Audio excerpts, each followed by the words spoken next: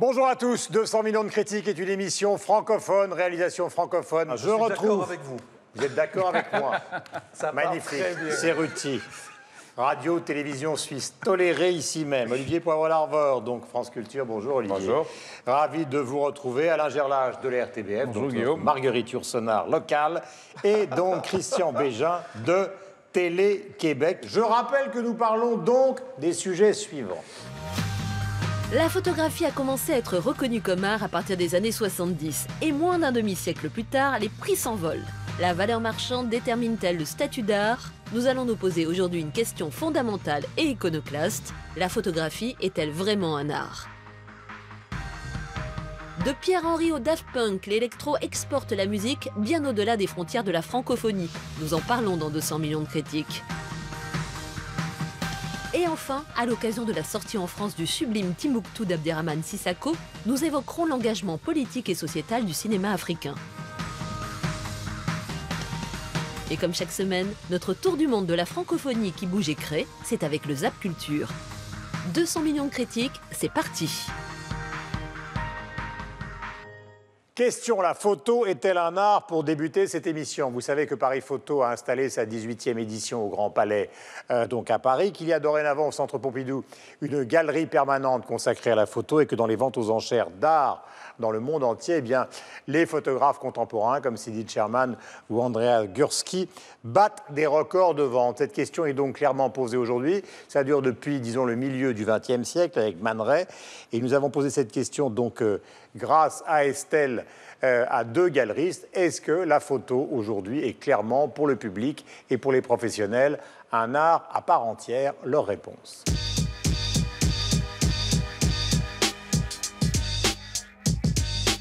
Est-ce que la photographie est de l'art? C'est une question un petit peu dépassée maintenant. Ça va faire presque 20 ans que le marché de la photographie plasticienne a explosé. Nombreux sont les artistes qui font de la photo aussi naturellement qu'ils feraient de la peinture ou de la sculpture. Pierre et Gilles, ce sont les grands pionniers. Ils ont été les premiers à faire venir des modèles à l'atelier, à leur faire prendre des poses dans des scènes extrêmement élaborées, avec des décors, avec des costumes, avec du maquillage, et ensuite à repeindre entièrement la photographie. Donc c'est une forme d'art un peu hybride.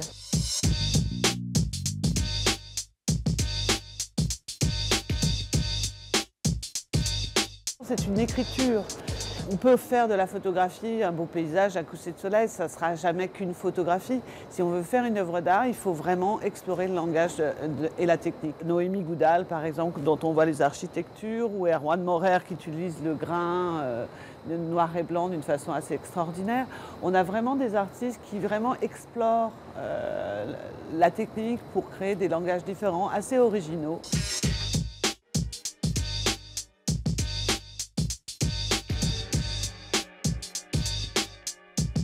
Vous le savez maintenant, toutes les grandes institutions internationales ont des départements photo considérables et les directeurs des différents musées d'art moderne du monde entier achètent de la photographie. Et les prix, par exemple, de certains photographes des années 80, comme Cindy Sherman, l'américaine, qui est totalement assimilée à une œuvre d'art, enfin son travail est une œuvre d'art, explosent dans les marchés internationaux exactement comme des œuvres de Kunz ou d'autres grands créateurs d'aujourd'hui. Question, allez, nous allons commencer par notre ami belge. Je ne sais pas pourquoi. Mais moi, je sais pourquoi. Voilà. Parce que est-ce que vous considérez justement que cette photo... Mais quelle question! Oui, évidemment. Oui, oui, oui. La réponse, oui. Et c'est un art populaire. Il intéresse plein de gens. Il est beaucoup plus accessible que pas mal d'autres choses. Et les gens ont envie de s'y mettre et le font. C'est un art qui a vraiment une réelle attractivité auprès des gens. Et moi, je m'en réjouis. Je vais vous poser ma question. Non, mais Oui, parce que la définition d'un champ artistique, c'est aussi les gens qui le font. La peinture, tout le monde en a toujours fait. C'est Mais clair, s'il n'y avait pas Goya, Rembrandt, Velasquez, ce serait de la barbouille. Mais on aura éventuellement des grands classiques, on en aura. C'est un art qui se définit, on en a déjà d'ailleurs. Au Québec, on a des gens qui ne font que ça. Je pense à Isabelle Ayer, je pense à Pascal Grandmaison, Geneviève Cadieux, qui sont des gens qui sont, les frères Sanchez, qui sont des gens qui ne font que ça, qui sont en train de réinventer ce langage-là, de se l'approprier. Bien sûr, ce qui est intéressant, au Québec, on a, comme vous ici, le mois de la photo, puis qui est une biennale. Et le sujet de la biennale en 2015 sera ça, c'est que la démocratisation de la photo aussi peut nous questionner sur qu'est-ce qui est un art dans la photo et qu'est-ce qui ne l'est pas, par contre. Parce que maintenant, la surabondance des photos, les téléphones intelligents, Instagram et tout, font que toute photographie n'est pas un art, bien évidemment, même si tout le monde a des velléités d'artistes en mettant un filtre orangé sur un arbre d'automne. Mais c'est incontestable qu'il y a des artistes qui ont choisi ce langage-là. Il y a d'ailleurs eu à Beaubourg des rétrospectives, par exemple, de Cartier-Bresson, des rétrospectives dans les musées du monde entier d'Andreas Gursky, donc l'allemand, de toute une école en Allemagne avec Thomas Ruff. Doineau ici, qui était quand même... Mais Pierre et Gilles, par exemple, intègrent la photographie dans des œuvres picturales qui sont... Vous voyez, quand on vous torture, vous finissez non, mais c'est parce que je réponds d'abord... Vous êtes une âme sensible, en fait. Je réponds d'abord à la première et puis à la seconde question. Mais s'il faut donner des noms, voilà, il y a Man Ray, il y a bien sûr, il y a Shevchenko, il y a Rauschenberg, il y a Warhol aussi qui a intégré la photo. Et il y a un marché de l'art photographique qui se développe aussi complètement. Et Bill Viola, alors avec qui on peut être d'accord ou pas toujours en fonction de critères purement artistiques, il y en a qui aiment, il y en a qui n'aiment pas, il y en a peu importe, mais Viola disait, moi je trouve ça assez juste, il disait ce qui signe une véritable œuvre d'art, c'est sa capacité intemporelle à nous toucher au plus profond de nous-mêmes. La photo est capable de nous toucher au plus profond de nous-mêmes. Et d'autant plus, moi, il y a une chose qui me fascine avec la photo et à laquelle on ne pense pas toujours, c'est comme pour les enregistrements sonores ou la vidéo maintenant, c'est que la photo, c'est un instantané du passé. C'est le seul moyen de voyager dans le passé. C'est incroyable quand on y pense. C'est pas juste un truc esthétique. C'est on regarde un moment donné quelque chose qui s'est passé dans le passé et on y a immédiatement accès. Mon cher Olivier, votre point de vue. J'ai remarqué que vous étiez très prudent car vous savez que nous sommes dans la seule émission où les sièges sont éjectables car il n'y a pas de dossier. Oui, j'ai remarqué que c'était donc si vous reculez en arrière, vous mourrez, vous disparaissez. Je vous retiendrai. La Suisse me soutient. Vous avez bien fait de commencer par notre ami belge parce que je pense qu'il est tombé dans le panneau en fait. Pour justifier que la photographie était un art, il a dû parler de la multitude et du fait que tout le monde bidouillait, faisait des photos partout. Vous préférez l'art élitiste ? Non, je crois qu'il faut relire. Le suaire de Turin, dans le fond, c'est une photographie. C'est la photographie supposée du Christ. Est-ce que c'est de l'art? Bon, première question. Il faut se poser des questions, pas toujours répondre aux questions de Guillaume, qui souvent attend de nous des réponses un peu préfabriquées.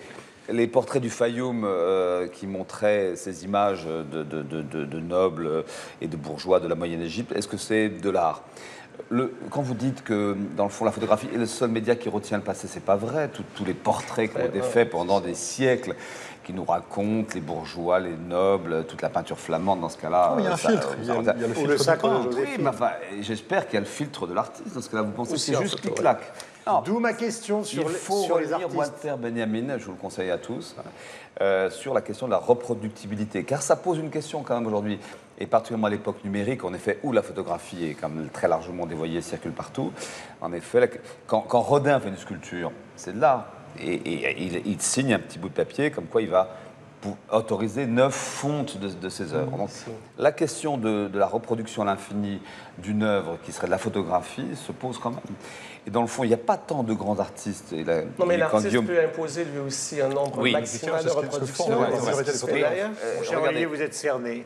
Mais vous êtes cerné par un Suisse, un Québécois et un Belge. Non, moi je suis d'accord avec Olivier. Les studiotistes africains, est-ce que Seydou Keïta, c'est de l'art? Oui, vous allez dire oui.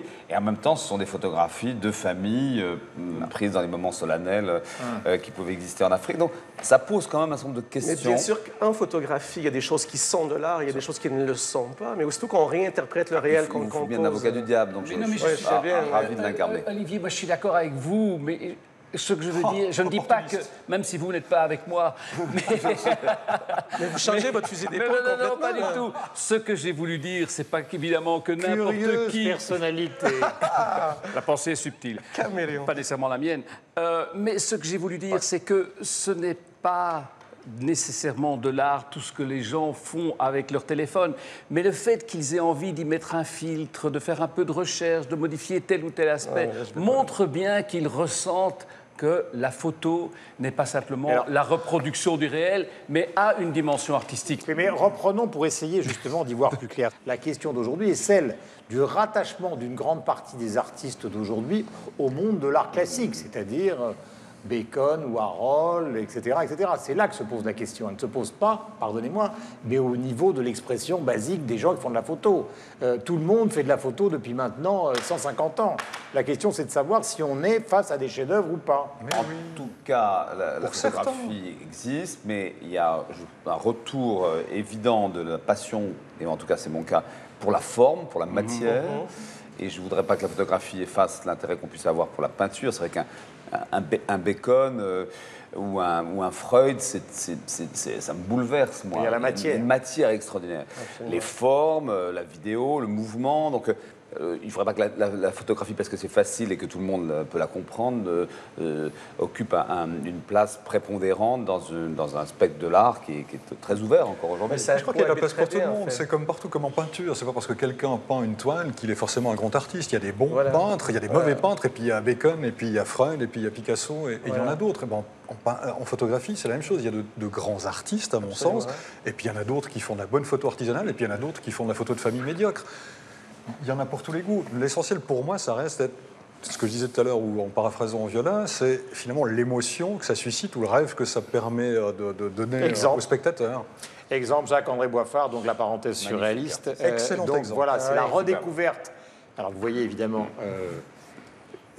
ces photos, c'est la redécouverte, donc, ou plutôt la patte des surréalistes qui ont été parmi les premiers à utiliser la photo. Tout à l'heure, vous citiez Man Ray, justement, comme un art, en tout cas, dégagé de la photo qui enregistre une réalité, ce qui était le cas peut-être des photographes dont on parlait, comme par exemple Doisneau, qui étaient des photos poétiques, mais qui étaient des photos de circonstances. Absolument. Là, c'est vraiment des choses entièrement réinventées. Et quand on voit Boiffard, on voit bien les photos de Cindy Sherman où elle se déguise perpétuellement pour réinventer des personnages mythologiques de la culture d'aujourd'hui. Il y a une vraie intention qui va bien au-delà de la photo. Mais quand on voit Doisneau qui saisit un moment à la volée comme ça et qu'on regarde une peinture qui saisit la même chose ou qui nous fait une nature morte, on est dans la même chose. En fait, on est dans la composition d'une image. D'ailleurs, le support est différent. Il y a le support photographique et la toile. Il y a une chose d'ailleurs qui dessert beaucoup la photographie, parce qu'on dit, voilà, prendre une photo au vol ou prendre une photo rapidement, mais c'est pas ce que vous étiez en train d'expliquer, mais je tiens quand même à le dire. La photo, évidemment, quand on l'a fait, c'est une fraction de seconde pour appuyer sur le déclencheur. Mais parfois, les gens, ils sont... Il a un côté technique, notre ami suisse. Alors, voyez, en appareil photo, vous rapproche tenez de comme ça, Leica. vous arrêtez de respirer de Leipzig, et vous appuyez sur le déclencheur. Non, mais ils sont là pendant 8 heures pour prendre la photo, parfois. Donc, évidemment, un peintre, il bosse pendant des heures ou des journées ou des mois pour une toile, c'est une chose, mais un photographe, il lui faut des heures d'attente, ne serait-ce que pour capter le moment. Ça dépend lesquels. Ça dépend lesquels. Alors, je parle des photographes. C'est pas de parce mode. qu'ils attendent beaucoup qu'ils ont plus de talent, c'est qu'ils n'attendent pas. Parfois, il y a aussi ceci, mais histoire de tordre le cou, mon cher Guillaume, je vous sens particulièrement taquin aujourd'hui comme Néanmoins, quand même, là, il y a quelques minutes, en venant ici, j'ai vu une magnifique pièce d'Adel Adessemed, le père et le fils, le père assassinant. C'est bouleversant. Et ça s'appelle de l'espace, ça s'appelle du mouvement, de la matière, de la forme. Et je ne voudrais pas qu'on explique à nos téléspectateurs qu'il n'y a que la photographie aujourd'hui qui peut représenter le monde. Souvent, elle le reprend de manière un peu caricaturale, à travers la photo volée. D'ailleurs, il y a une chose qu'il faut aussi observer, c'est que tous ceux qui font de la photo professionnelle, je ne parle pas du mouvement que vous évoquiez tout à l'heure via Instagram, mais par exemple les photographes de mode maintenant, tous, les photos reporters de guerre, maintenant une grande partie d'entre eux, ils ont une énorme aspiration à justement rentrer dans le phénomène muséal. Bien sûr. Mon cher Olivier, vous vouliez poursuivre, parce qu'il faut qu'on arrive à une sorte d'aboutissement tous ensemble.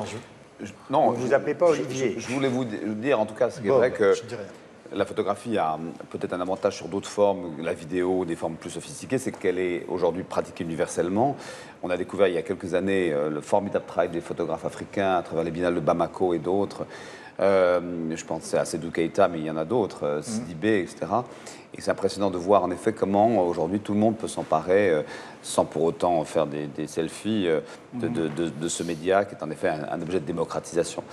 Pour autant, il faut des lieux muséals et je trouve en effet cette exposition Boiffard qui est au Centre Pompidou, je ne sais pas si vous l'avez cité, qui a consacré un nouvel espace aujourd'hui à la photographie tout à fait remarquable. Il y a notamment une photographie d'un pied avec une prothèse là, sublime, que vous retrouverez dans l'exposition qui est à Pompidou actuellement. Et qui est d'ailleurs très proche du mouvement surréaliste. On trouve évidemment des choses de belles. Alors attendez. Non, je ne voulais rien dire. Vous allez être confronté à quelque chose de violent. Ah, c'est vrai. Vous êtes prêts? Prenez votre temps, réfléchissez. Oui. Alors, je ne sais pas par qui je vais... Tiens, notre ami, le repêché du Québec. Oui, voilà. Vous allez chercher un peu de temps. Vous allez tous plancher sur le même sujet. Alors concentrez-vous énormément. Qu'est-ce qu'une œuvre d'art? C'est un geste qui veut réinterpréter le réel, je crois, qui veut le transposer. J'aime bien, j'assume ce côté prof atroce dans ton interrogatoire. Alain, c'est pour vous. C'est un réel vu par un jeu qui parle à d'autres. Olivier. C'est une énigme. Ouais, ça, je suis assez d'accord quand même. Yannick, c'est un peu facile. C'est le sphinx qui vous parle. C'est le sphinx qui vous parle. Oui. Ils sont Michel. Moi, je vous l'ai déjà donné, c'est celle de Violin tout à l'heure, c'est-à-dire de toucher à l'émotion, de toucher au plus profond de soi, quel que soit le médium, finalement. On va lire un certain nombre de tweets, car vous pouvez participer à cette émission grâce au site internet et grâce aux tweets. Un premier tweet de Nicolas Brigaud-Robert, qui a visité l'exposition Paris Photo au Grand Palais, qui constate qu'à l'évidence, la photographie n'est plus l'art moyen qu'analysait Bourdieu et qu'il va falloir réviser la distinction. Allusion évidemment à un texte célèbre du sociologue Pierre Bourdieu. C'est donc une référence à lui. Donc le livre a été publié, si ma mémoire est bonne, en 1979. Le second tweet est un tweet du blogueur Art Royal. L'esthétisme en photographie n'est pas la forme la plus vulgaire de l'art, il domine tous les autres et les englobe. Bien évidemment, vous avez la possibilité de participer au site internet et d'envoyer vos tweets pour montrer donc que vous vous intéressez à cette émission de 100 millions de critiques, et nous le souhaitons évidemment. Dans un instant, Estelle Martin va nous rejoindre, la compétence, le charme, et nous allons parler de la French Touch. Alors vous allez me dire que pour une chaîne qui a prétention à être francophone, c'est bizarre d'employer ce diminutif, en tout cas ce vocable. C'est lié à un film qui vient de sortir d'une jeune réalisatrice qui a beaucoup de talent, qui s'appelle Mia Hansen-Løve, et qui raconte à travers l'histoire sublimée de son frère ce qu'a été ce mouvement de l'électro en France au passage des années 80 et 90. Voici la bande-annonce donc d'Eden de Mia Hansen-Løve. Olivier, merci. Nous allons retrouver Estelle. C'est à vous.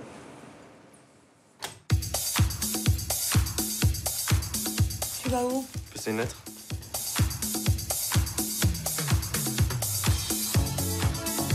Qu'est-ce qui vous plaît dans cette musique? Le côté robot de la musique électronique avec la chaleur qu'apporte la soul. On sent les DJ en devenir, là. Alors, c'est vous le petit duo de garage dont tout le monde parle? C'est qui ces mecs? Thomas et Guiman. Sors des sons, t'as jamais entendu ça? Thomas et Daft Punk. Tu comptes pas continuer longtemps à faire le DJ, j'espère. Vous pourriez me prêter 2000 francs? T'as pas les moyens de te payer le show, mais tu t'achètes quand même des t-shirts chez Paul Smith. Question de priorité. Je te prête 1000 balles, mais tu me les rembourses. Bah, je vais te prêter 1000 aussi pour ta coke. Tu t'es fait une poutresse, quoi.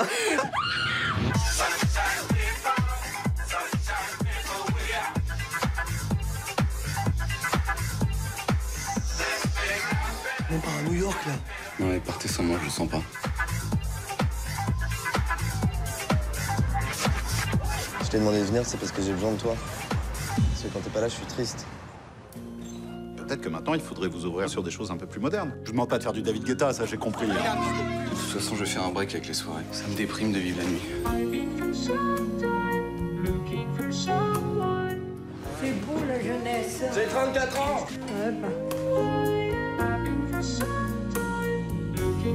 T'as de la chance d'avoir trouvé ton équilibre en tirant un trait sur le passé comme ça. C'est j'y pense moi aussi. Vos noms? Thomas et Guiman. Eh ben non, je vous ai pas. En plus, je vais vous dire la vérité, j'ai un petit souci de dress code là. Voilà le sujet sur ce film. Bonjour Estelle, je suis ravi de vous retrouver. Moi de même, bonjour à tous. Voilà. La French Touch est née, vous le savez, je le disais, à la fin des années 80 et au début des années 90, avec des noms maintenant célèbres dans l'histoire de cette musique, Cassius, R, Laurent Garnier, Étienne de Crécy et bien d'autres qui ont suivi.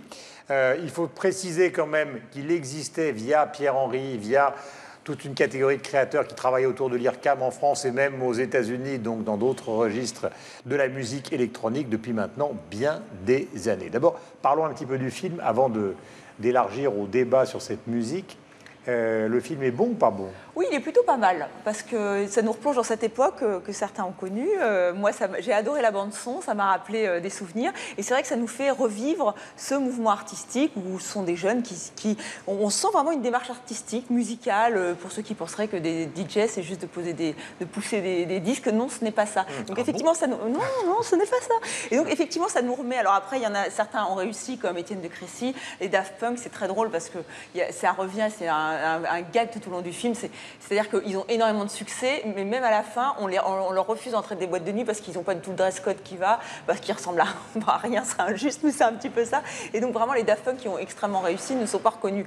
Et certains n'ont pas eu le succès, c'est le frère, notamment le frère de Mia Hansen-Løve. Donc elle raconte un peu... Parce qu'il faut laisser les casques au vestiaire avant d'entrer. Voilà, c'est ça, mais ils n'ont pas leur casque derrière eux. Donc oui, c'est un film assez réussi, c'est une tranche de vie, et surtout pour la bande-son, et ça donne envie d'aller faire la fête, et ça nous rappelle aussi que Paris a été une ville vraiment de fête avec des jeunes. Enfin voilà, c'était pas qu'une ville-musée, donc rien que pour ça, c'est réussi. Qui d'ailleurs ont collaboré pour certains d'entre eux avec les grandes stars de la pop mondiale comme Madonna, parce qu'il y en a beaucoup qui ont travaillé avec elle et qui ont été appelés par elle, et ça continue. Grande question évidemment. La French Touch, c'est une sorte de négatif du rock'n'roll héroïque des années 70, c'est-à-dire que plutôt que de jouer de la musique, on la fait tourner évidemment via tout un système d'électro. On revendique une certaine forme de non-identité. Vous parliez de Daft Punk, alors qu'évidemment les rockstars, c'est exactement le contraire. Hein. C'est Mick Jagger et Daft Punk, c'est philosophiquement exactement la différence sur le plan de l'identité. Est-ce que cette musique a vraiment un fondement de créativité réel et est-ce qu'elle restera? Moi, j'avoue que j'étais complètement inculte. Je ne connaissais que dalle, comme vous dites. Je connaissais rien. Et j'ai découvert un univers vraiment qui m'a fasciné et des créateurs vraiment déroutants, en fait. Je vois que dans la musique... Je vais parler de groupes québécois parce qu'il y a une effervescence en musique électronique au Québec en ce moment. Et nos ambassadeurs sont Mystère Valeur, qui est un groupe qui travaille partout dans le monde en ce moment, qui fait vraiment... Et moi aussi, je croyais... Ils s'attaquent à tous les genres, hein, pour oui, les vraiment, avoir vus, etc. vraiment. Ils font de l'électroplanant, mais ils font du para-rap. Il y a aussi une manière de se déguiser. C'est ironique.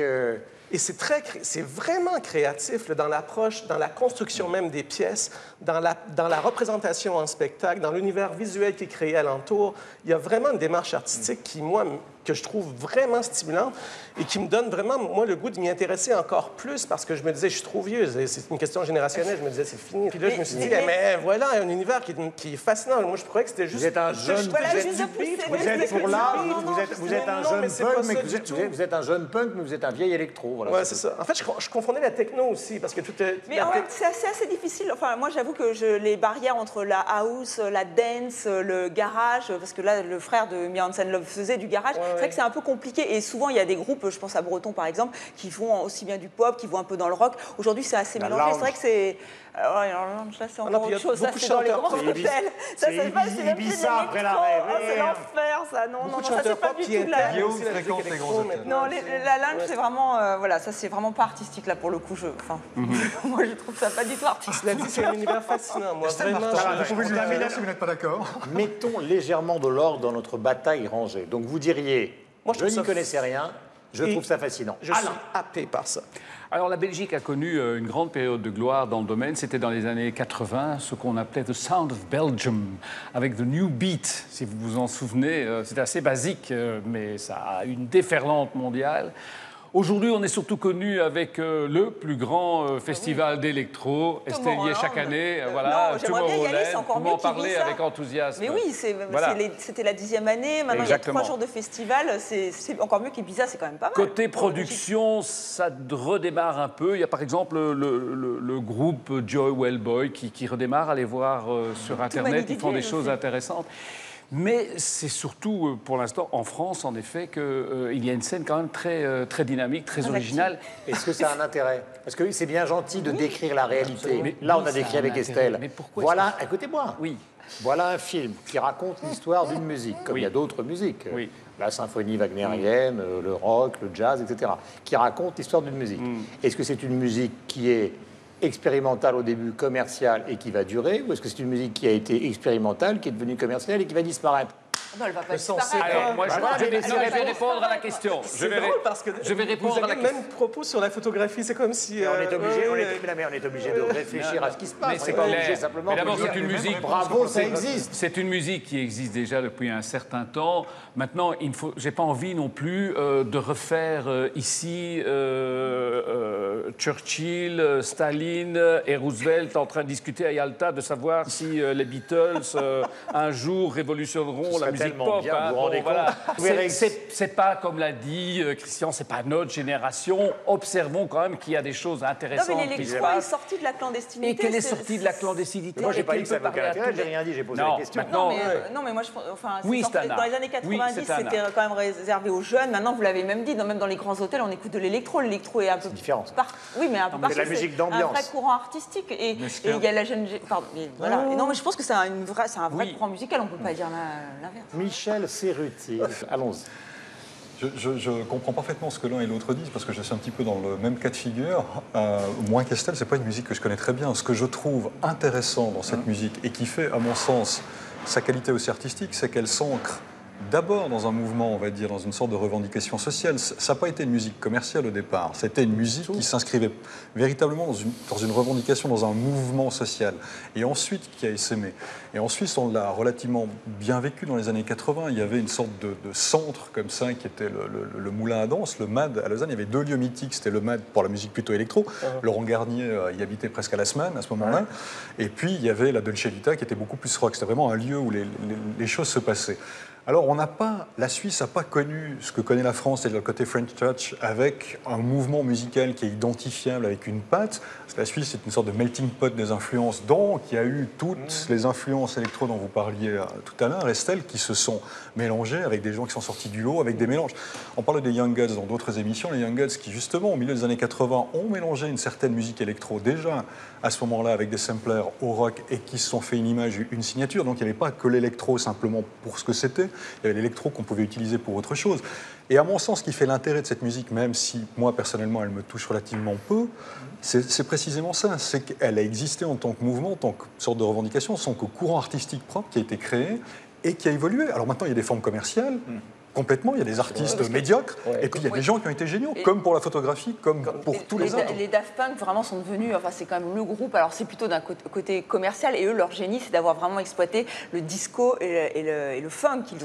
Ils mettent ça depuis le début dans leur musique, et là ils continuent avec Pharrell Williams. Mais c'est vraiment une particularité de l'électro-français. Oui, vraiment. Et aussi, il y a le culte du secret qui est assez drôle, parce que Geza Felstein, qui est vraiment aujourd'hui, on dit le prince de la techno, qui est un beau garçon, je sais que vous aimez cette expression, mais il est très discret, il n'aime pas du tout les interviews. Est-ce que vous considérez justement que cette vogue de l'électro est née de la paternité de la musique électronique en France, version IRCAM, etc., etc. Alors qu'on n'était pas très rock en France, nous on avait la musique électronique.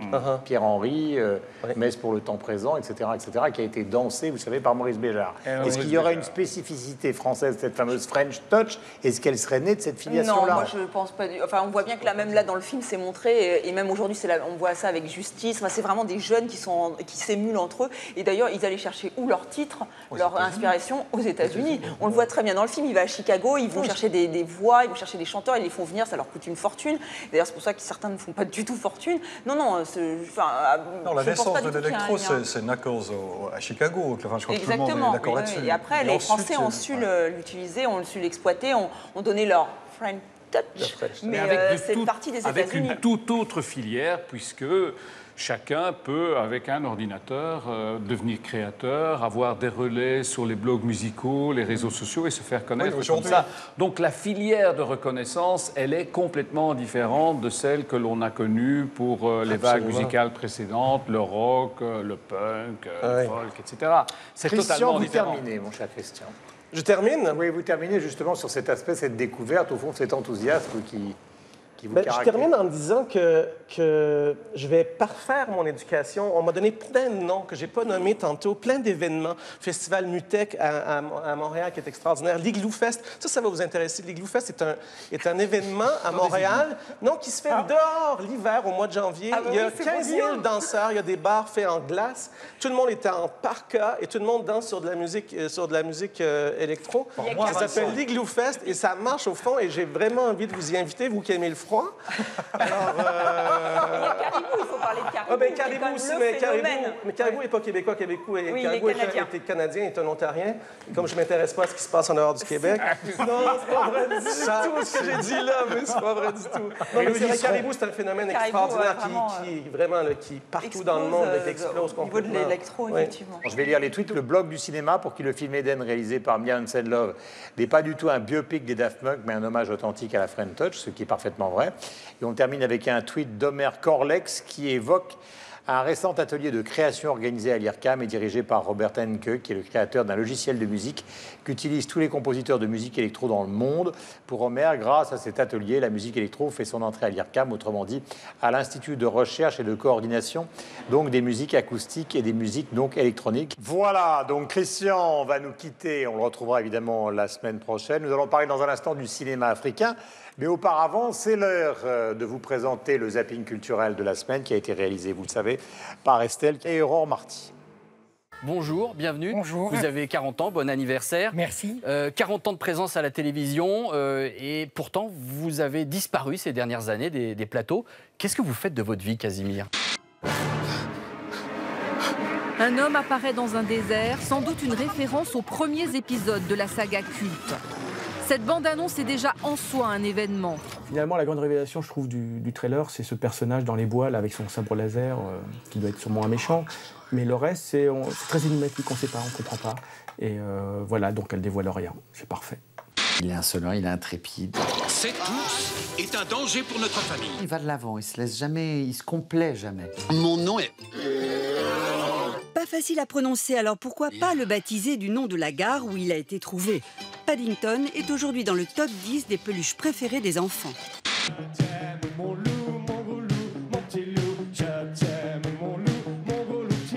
Du rock au métal, les musiciens se sont replongés pour l'occasion dans l'univers musical de leur enfance. C'est des vieux gamins, quoi, finalement.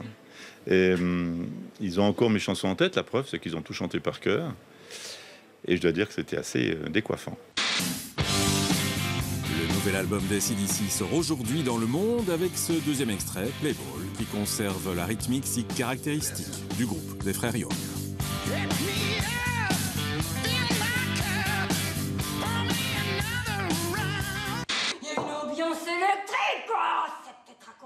La pièce écrite par un auteur japonais met en scène une jeunesse tokyoïte électrisée et déboussolée au moment de la déclaration de guerre des États-Unis à l'Irak en 2003. Il te restait une place, donc tu avais l'intention d'aller voir le film avec quelqu'un? L'histoire racontée est celle de Pierre Michel, tout juste nommé juge du grand banditisme, qui décide de s'attaquer à la French Connection et à son parrain Gaëtan Zampa. Quel malheur que de mourir si jeune! Pourquoi mourir si jeune? Piccolo n'est plus. Paul Buissonneau a finalement perdu son long combat contre la maladie. Et on perd un révolutionnaire, un pionnier aussi, un grand contestataire, gueulard.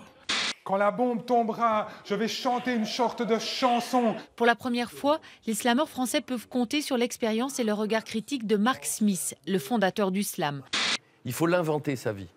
Parce que même si parfois ça peut devenir un cauchemar, ça vaut le coup. Ça vaut le coup d'inventer. Qu'est-ce que le monde serait si les rêveurs n'existaient pas? Mon rêve, c'était vraiment, on me disait, ah, t'as-tu des rêves de travailler ailleurs? Qu'est-ce que tu... Puis moi, je disais juste, je veux prendre l'avion pour aller travailler. C'est ça que je veux. Peu importe c'est où, l'avion, ça me dérange pas.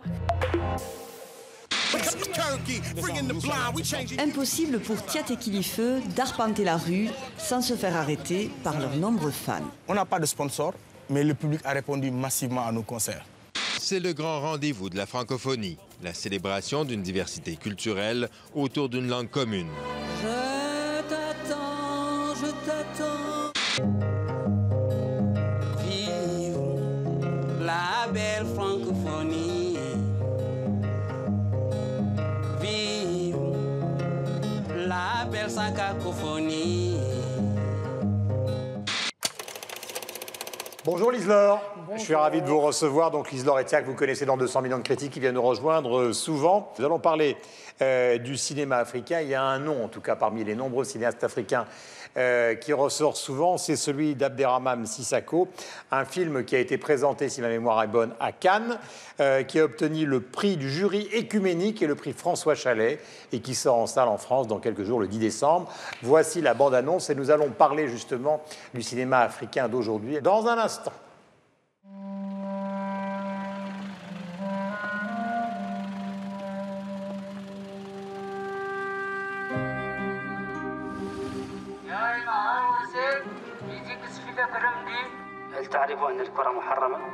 Couvre-moi ça. Qu'est-ce que tu fais là? Rien. Amenez-la. سنغصتك صوته دوالي لك دغك صوته بس كان تقولي لما كان تقولي كجاك فريكه اوكي راسا kama ukabolo tikede fya flan flani ayatike kuna na kafika kuna bidu kuna bidu akagele kaleka kani akasaba na kwa ntado woshi mai wani wala koyene façon ngo bale molu tombo tu yene façon قولوا لا تغطي راسها مش مليحة demuso manu me kasila انا صوري كده راس نقرصها سديت جايت نقطه hier soir, on nous a surpris dans une chambre jouer de la musique. Est-ce que vous savez que c'est interdit? كفاكم انكم تسيئون للاسلام والمسلمين.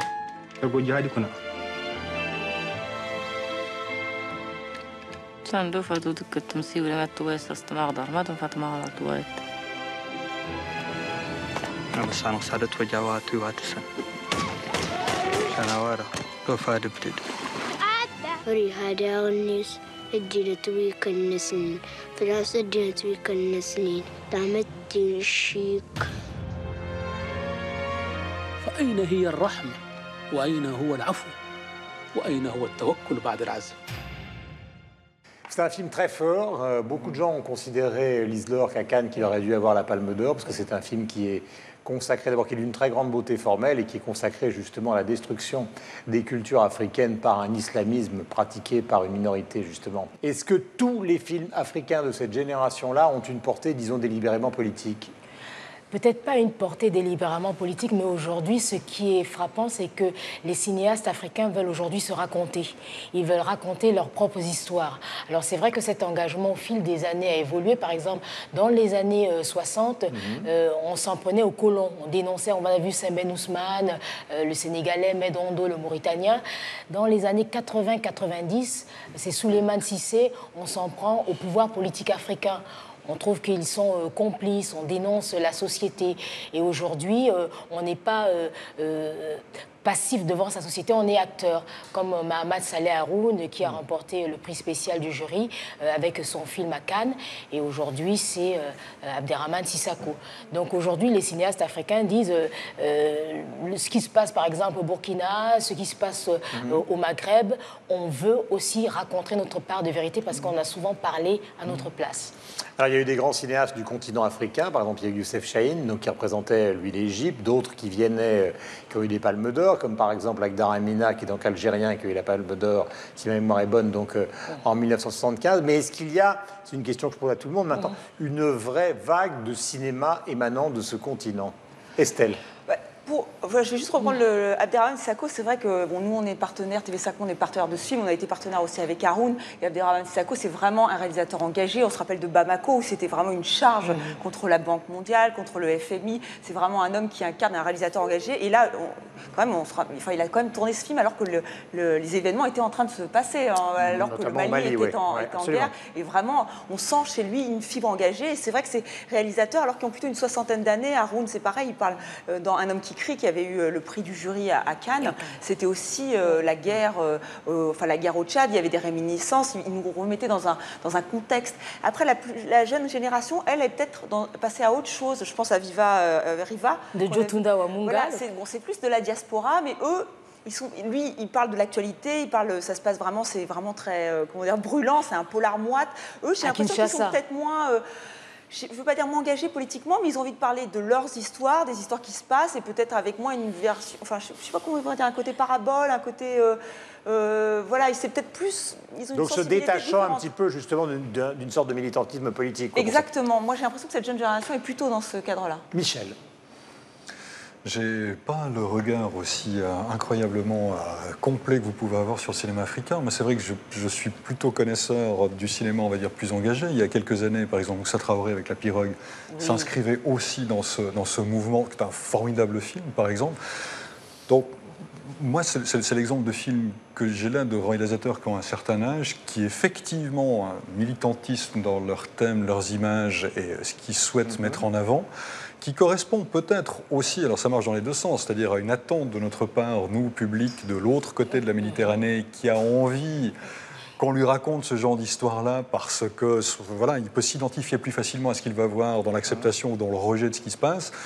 Et c'est ce cinéma-là dont j'ai plus connaissance. Je connais beaucoup moins la jeune génération. C'est intéressant ce que vous dites, parce que au dernier FESPACO, il y avait la diaspora, il y avait la jeune génération, et ils se plaignaient justement, pour avoir des fonds, c'est très compliqué pour de jeunes cinéastes africains de monter des films, et ils en ont un peu assez qu'on leur demande, alors c'est pas de faire du cinéma calebasse, mais limite, c'est-à-dire qu'il faut parler de l'excision, il faut parler de sujets qui, semble-t-il, pourrait plus plaire à l'Europe. Et ça, ils en ont vraiment assez. Alain, vous qui connaissez bien, contrairement à moi, justement, cette culture, puisque vous êtes né en Afrique. Oui, mais enfin, bon, ça ne... Non, mais attendez, oui, c'est vrai, c'est hyper c'est vrai. important. Et il y a une sensibilité et un intérêt particulier. Mais en l'occurrence, moi, ce qui me frappe, c'est vraiment ce regard d'Africains sur l'Afrique aujourd'hui, que l'on voit dans d'autres domaines. On a parlé de littérature, on a aussi parlé, il y a quelques semaines, de la bande dessinée, qui parle aussi, c'était d'ailleurs en votre compagnie. Moi, je trouve que c'est intéressant, mais en même temps, je n'aime pas trop cette expression du cinéma militant, parce que c'est avant tout de l'art. Hein. On s'interroge tout au long de cette émission sur qu'est-ce que l'art, vous posez la question, qu'est-ce que la culture. Ce sont des œuvres d'art qui nous disent quelque chose du regard de certains Africains sur l'Afrique d'aujourd'hui. Et je pense que c'est ça qui est intéressant. Et qui parle à d'autres. La preuve, ce film était à Cannes. Il a aussi obtenu le Bayard d'Or au Festival international du film à Namur il y a quelques semaines. Il va sûrement faire une carrière qui va être importante et qui va aller au-delà de ce petit cercle d'africanistes, justement, ou de gens intéressés par cela. Et je trouve que c'est ça qui est porteur. Qu'est-ce que c'est que le cinéma calebasse qu'évoquait tout à l'heure alors, le cinéma calebasse, ce sont un peu ces films qu'on a vus dans les années 80, qu'on voyait toujours dans le milieu rural africain, dans lesquels les Africains qui vivent en ville ne se reconnaissaient pas, qui parlaient tout le temps de tradition, on est en pleine brousse. Alors on se dit, attends, nous on vit en ville, qu'on nous raconte les histoires de la ville, comme Viva Riva de Jotunda Wamunga, qui lui s'est installé en République démocratique du Congo et qui nous raconte un film actuel, Kinshasa, ville grouillante, avec ses trafics. Il y a 10 millions d'habitants à Kinshasa. Voilà, avec ces 10 millions d'habitants. Mais le problème aussi, comme disait tout à l'heure Michel, c'est qu'aujourd'hui, il y a des films qui arrivent en Europe, et ce n'est pas tous les films, il y a ces films d'auteurs, mais les autres films, ils passent où? Quand on regarde, par exemple, le cinéma anglophone, il y a plein de films. Nollywood, c'est aujourd'hui l'une des plus grandes industries du monde. Et ces films, on arrive à les voir à Londres et ailleurs, mais en France, beaucoup de réalisateurs disent toujours à Cannes, c'est toujours les mêmes. On dit, alors, Abderrahmane Sissako, c'est pas son talent, mais on dit ce sont toujours les mêmes personnes qu'on voit, alors qu'il y a d'autres films. Et ces autres films, on dit non, on vous les prend pas, parce que ça fait pas, il y a personne dans les salles. Alors ça, c'est un autre problème aussi. Les salles de Est-ce que le réseau est maintenant... Alors, c'est Guillaume, la grosse faiblesse, évidemment, hein, c'est que depuis quelques années, toutes les structures des films hérités de la colonisation, elles sont toutes tombées par terre. Et en fait, dans ces salles de cinéma, maintenant, on a, entre guillemets, ce qu'on appelle les sectes qui se sont installées. Les sectes. Ah oui.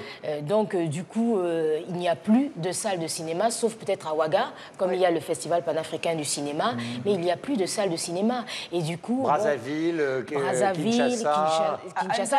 Libreville, N'Djamena, Ouagadougou. Parce que Haroun a réussi avec...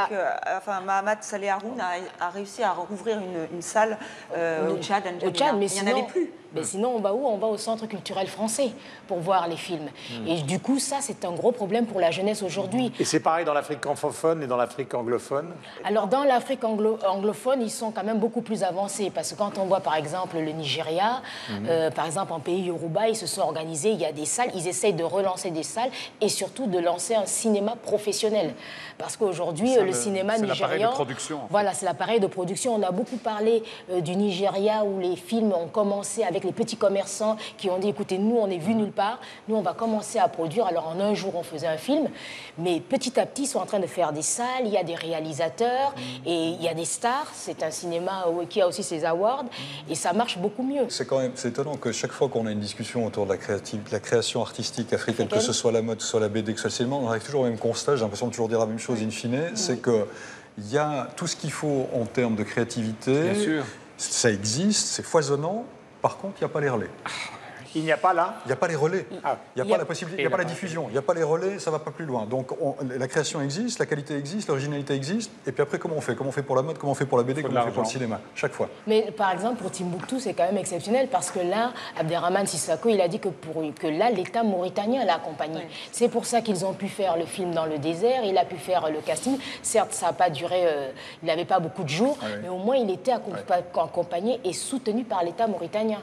Ce qui n'est pas le cas pour tous les réalisateurs du continent. Les tweets sur ce sujet ô combien intéressant, tweet de Coralie Schaub, qui est journaliste chez nos amis et confrères de Libération, évoquant donc le film Timbuktu d'Abderrahmane Sissako, qui est selon elle une merveille qu'elle nous encourage à aller voir à sa sortie. Donc, n'oubliez pas, je le répète, mais c'est important parce que nous diffusons beaucoup de films sur TV5 Monde consacrés donc à la cinématographie africaine à partir du 10 décembre. On continue avec un tweet de Patrick Simonin, qui est présentateur de l'invité sur TV5 Monde et qui a acheté un siège pour le mythique ciné burkinabé Gimbi, que l'association de soutien du cinéma au Burkina Faso tente de reconstruire, le ciné Gimbi, qui se trouve à Bobo Dioulasso, donc au Burkina, car c'est aussi le plus gros phare, on vient de le dire grâce à Lise Laure, donc du cinéma africain.